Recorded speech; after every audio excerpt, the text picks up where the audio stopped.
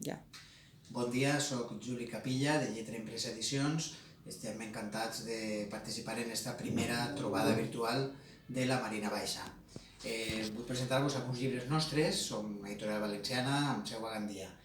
Mireu, tenim una col·lecció que es diu El príncep preguntador, que està protagonitzada per un príncep i una princesa, i pregunten a un savi, saberut, sobre una sèrie de temàtiques. En aquest cas, és el de la lluna, és una col·lecció que té la lletra lligada i la majúscula perquè els xiquets comencen a aprendre a llegir, no?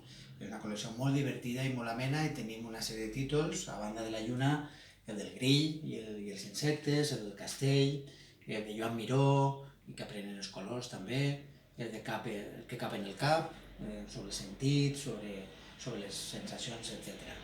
Tenim més col·leccions, per exemple, ja tenim un àlbum que es diu Cotonet i les 5 Carlotes, a partir de 3 anyets, l'objectiu del qual, d'una manera amena i divertida, és que els xiquets i les xiquetes aprenguen a compartir. Ja saben que els xiquets tot això els costa molt.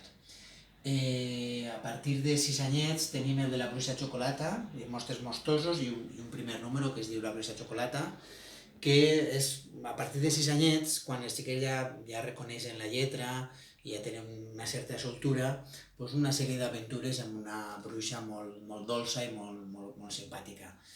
També tenim una col·lecció ja a partir de 7 anys, de 7 a 12 anys, que és la col·lecció Mitos, amb una sèrie de títols com La carabassa Tomasa, L'últim lloc de la Serrella, Una marxa de llegendes, La delicada de Gandia, El tio de la porra, Un dia més de Pasqua i el misteri de Res d'Orient, que el que fan és recrear mites, llegendes i tradicions valencianes, amb l'objectiu que els xiquets i les xiquetes coneguen la nostra tradició, i a més és una col·lecció molt didàctica perquè té un glossari, té jocs populars, etc. I ja dic que és per a primària tots els cicles.